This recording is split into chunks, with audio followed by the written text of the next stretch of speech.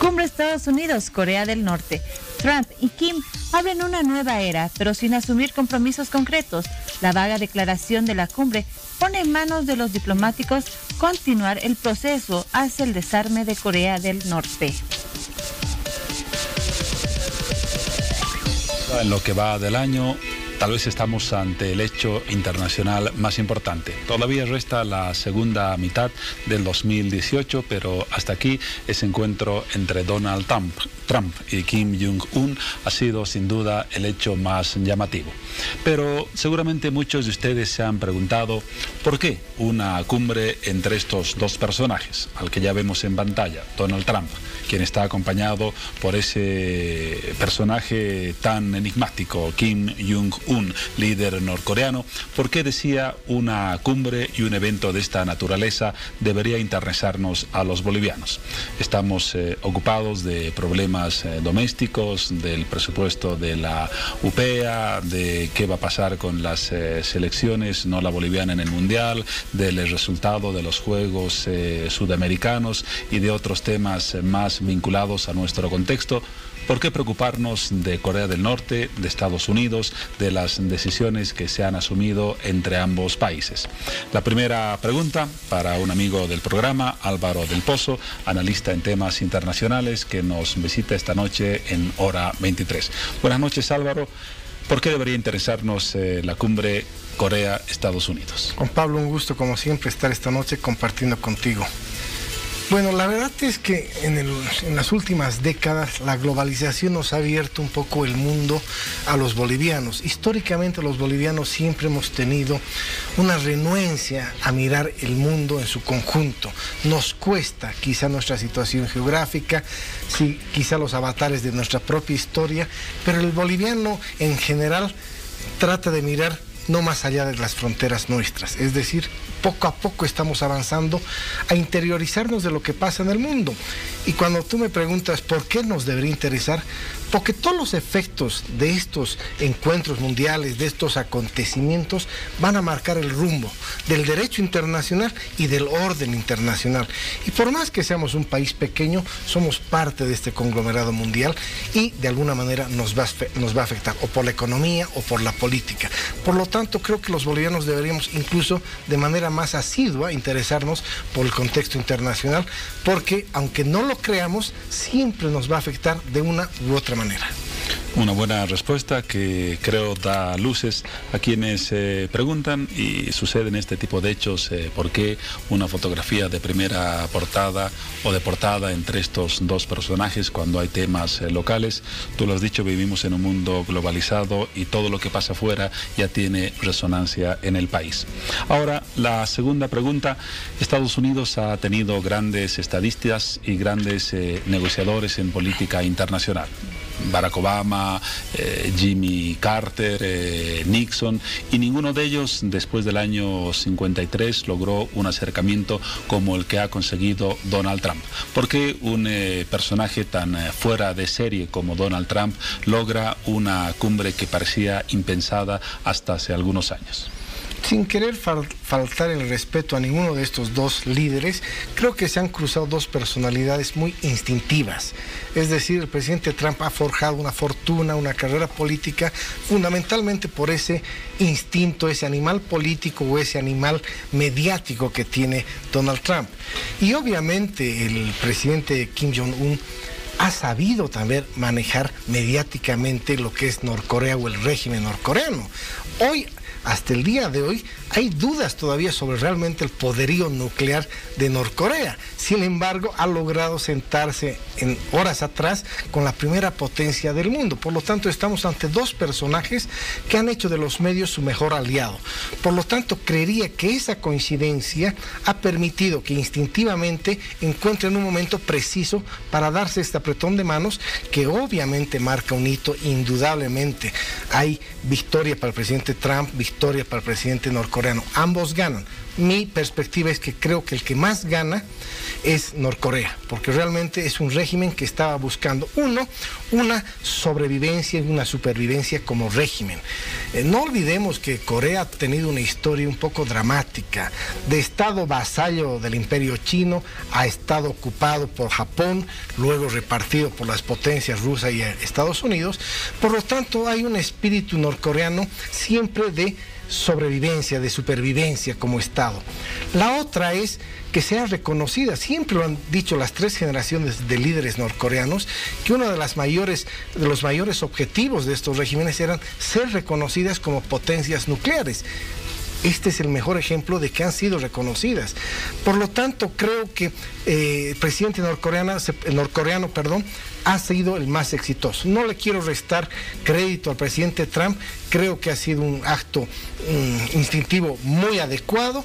Después de lo que venga posteriormente, vamos a encontrar seguramente un proceso de negociación mucho más duro, mucho más complejo.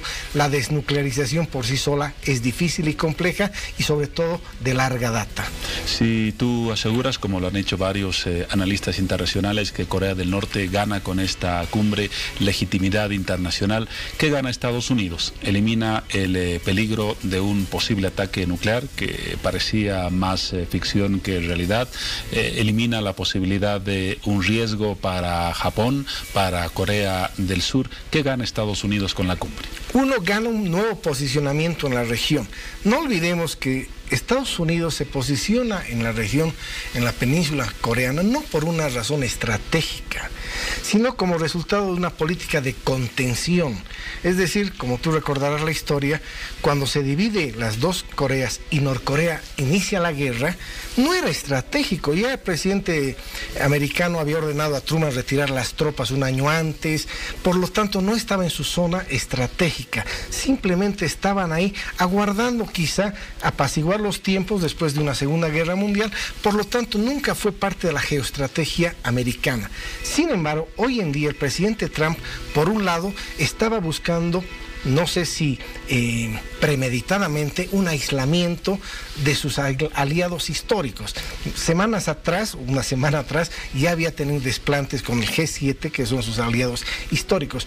Por lo tanto, el presidente Trump apostó sobre todo a un poco patear el tablero de sus aliados históricos, salirse de Canadá diciendo que Rusia debería estar participando de esta reunión, y se va a Singapur para hablar con un líder norcoreano que meses anteriores o meses atrás era el pequeño hombre cohete, donde iba a ser atacado con furia y bombas, etcétera. Por lo tanto, creo que Estados Unidos gana, imagen del presidente Trump, que puede resolver de manera ejecutiva problemas o dar un hito importante en la paz con Norcorea. Gana en su electorado, obviamente interno, de consumo doméstico, fundamentalmente, y ahora creo que van a cambiar las posiciones en la región norcoreana. Se dice que Estados Unidos está apostando a esta vez sí ver la península coreana ya de manera estratégica para un poco contener a China. Se dice que ese sería uno de los objetivos fundamentales que está detrás de todo esto. Es decir, posicionarnos con el régimen norcoreano, ser una alianza, digamos, para lograr la desnuclearización, posteriormente a través de inversiones, porque no olvidemos que el vecino más importante de Norcorea es China, que también tiene todas las armas para tener gravitación, que además también lucha, influencia con Rusia. Y de hecho, Kim Jong-un llegó en un avión chino a la cumbre de Singapur.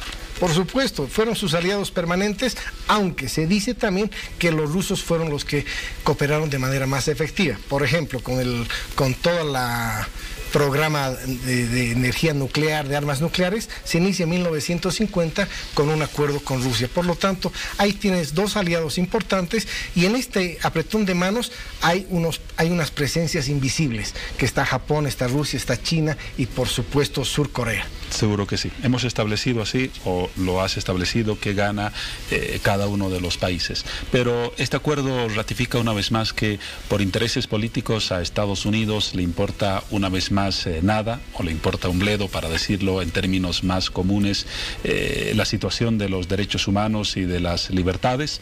Recordemos que a principios de año Donald Trump decía lo siguiente: ningún país ha oprimido a sus propios ciudadanos más completa o brutalmente que la cruel dictadura de Corea del Norte.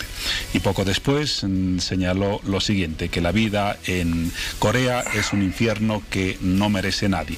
¿Qué ha pasado con el discurso vinculado por intereses circunstanciales a las libertades fundamentales y a los derechos humanos en Corea del Norte, que no ha aparecido para nada en estos días? Lamentablemente ese doble discurso es recurrente en Estados Unidos. Por un lado vemos discursos de proteger los derechos humanos, ese faro de la humanidad que busca la democracia en todos los países, pero vemos obviamente una puesta en escena maravillosa, casi al estilo de Hollywood, como hemos visto horas atrás, con un presidente que todos sabemos oprime a su pueblo. Pero no solo es el único caso, las alianzas también en Oriente Medio de Estados Unidos, por supuesto, la propia China, que es el otro gran actor del mundo global. Por lo tanto, hay un doble discurso casi que se ha convertido como una política de Estado en todo este último tiempo en Estados Unidos. Aunque Corea del Norte quizás sea el caso más cruel en el mundo, tal vez exceptuando algunas dictaduras africanas, se habla, según informes de Naciones Unidas, de entre 80.000 y 120.000 personas detenidas en campos de trabajo, que, para llamarlo en el lenguaje correcto, son prácticamente campos de concentración. Evidentemente, el régimen norcoreano es un régimen que, por supuesto, no tiene en ninguna parte de su gobierno cuidado con los derechos humanos. Por lo tanto, es un régimen que viola constantemente los derechos humanos de su propia población. Ahora, aparte de las cuestiones de fondo que las hemos abordado hace instantes, han habido señales casi pintorescas en el encuentro de ambos líderes. Por ejemplo, la última frase de Trump, que contaba a los periodistas que cuando se reunió en la playa con el líder norcoreano le sugirió construir un condominio de hoteles en la playa por las características de la costa norcoreana para hacer grandes negocios. En el fondo, ¿será esta también una visión y un interés en Estados Unidos para el acercamiento con Corea del Norte? Uno de los objetivos finales de este acercamiento es justamente posicionarse en la zona a partir de inversiones. Sabemos que el régimen norcoreano está absolutamente con unas crisis económicas terribles, con las sanciones aún mucho más. Tiene potencialidad, es un país minero, tiene algunas potencialidades y, por supuesto, las inversiones norteamericanas y en el régimen de bienes inmuebles, seguramente el presidente Trump también está de alguna manera pensando en lo que él más le gusta hacer y sabe hacer, las inversiones en bienes raíces. Por lo tanto, creo que la inversión americana, los dineros americanos y los dineros chinos van a ser de Norcorea, no digo en un plazo inmediato, pero a mediano y largo plazo Norcorea va a generar un impulso económico a partir de esa inversión extranjera, sea china y sea americana. Y va a haber una competencia por gravitar en esa economía. En 1987 Donald Trump escribió en coautoría con otra persona, porque muchos dudan que sea capaz de escribir un libro coherentemente, un libro titulado El arte de la negociación, que se refiere a conceptos para una buena negociación gerencial en el campo administrativo y económico. ¿Es esta la lógica que también está primando, aparte de intereses geopolíticos, en la actual administración de la Casa Blanca? Sí, parecería que siempre el presidente Trump nos saca un as bajo la manga. Creo que ese instinto que yo mencionaba al principio se traduce en ese libro que tú mencionas, de ese arte de negociar, donde él utiliza muchas teorías de la dureza de la negociación. Él se considera uno de los hombres más hábiles en la negociación y hoy hemos visto muchos de esos elementos. Se lo veía el presidente Trump con unas ganas de mostrarse que era el que dominaba el escenario, que él conducía los pasos del presidente norcoreano, que él tomaba la palabra para indicar que se estaba firmando. Por lo tanto, creo que el presidente Trump ha hecho uso de esos talentos, quizá de esos talentos que desde la visión conservadora de la diplomacia no nos gusta mucho, pero en este caso ha surtido efecto. Pero te digo, y vuelvo a repetir el tema, con sus aliados estratégicos ha tenido una actitud absolutamente, como lo califica la primera ministra, la canciller Merkel, deprimente, frustrante. Creo que ha sido un sopapo, un balde de agua fría para todo el mundo, porque creemos que el mundo no se puede manejar de esta manera. Es decir, el presidente Trump no puede despreciar a unos aliados históricos que tanto bien le han hecho a Estados Unidos y obviamente Estados Unidos también en Europa. Creo que ahí hay un descuido, un desliz del presidente Trump y nos tiene acostumbrados a esa forma. Una vez tiene grandes acciones, pero otras desastrosas acciones. Por lo tanto, ese va a ser el curso del gobierno del presidente Trump. Algunos aciertos y muchos errores, por supuesto. Pero bueno, el mundo hoy está expectando, obviamente, la presencia de un presidente muy peculiar en la primera potencia del mundo. Para concluir y relacionar esta última pregunta con la primera que planteaba el por qué debería interesarnos la cumbre entre Estados Unidos y Corea del Norte. Donald Trump tuvo palabras elogiosas hacia Kim Jong-un, dijo: vamos a tener una relación fantástica, es un hombre muy talentoso que quiere mucho a su país. ¿Se imagina algunas palabras similares de Donald Trump hacia, por ejemplo, Evo Morales, o somos tan irrelevantes en el mundo que esa circunstancia no se va a dar más allá de la imaginación? Lamentablemente creo que eso va a quedar en la imaginación. No dudo que en algún momento se podría dar un encuentro del presidente Trump a partir de una cumbre, un evento multilateral. Sin embargo, creo que la dirección de nuestra diplomacia está un poco distanciarnos del imperio, como se lo denomina al interior del gobierno. Por lo tanto, no veo un acercamiento así tan amistoso con el presidente Evo Morales. Pero bueno, no habrá que perder la esperanza que en algún momento nuestra diplomacia recupere la coherencia, recupere la visión de Estado.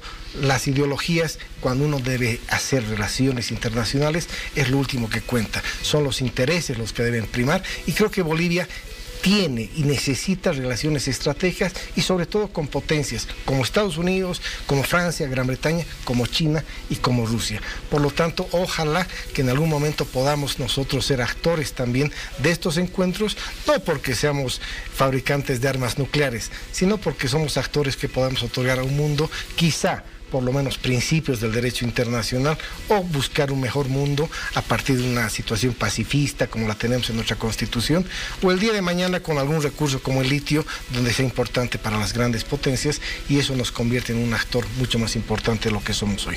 Decía que era la última pregunta, pero la siguiente sí es la última. El encuentro Trump-Kim Jong-un ha demostrado que el pragmatismo es una vez más la receta madre de la diplomacia internacional. El pragmatismo nos va a dar resultados. Sin embargo, de lo que viene posteriormente va a necesitar cirujanos de la diplomacia, es decir, lo que se viene, la letra chica, es lo más costoso en toda relación diplomática. Hoy el titular está dado, los dos actores tienen su mérito, pero lo que viene después va a estar a cargo de negociadores absolutamente idóneos, profesionales, que van a diseñar un documento que garantice que este mensaje que nos dan los dos líderes se puede concretar en medidas eficientes y que den una sensación de paz y seguridad internacional en el mundo. La visión de Álvaro del Pozo, analista en temas internacionales. Una vez más, gracias Álvaro por tus contribuciones a esclarecer, a interesar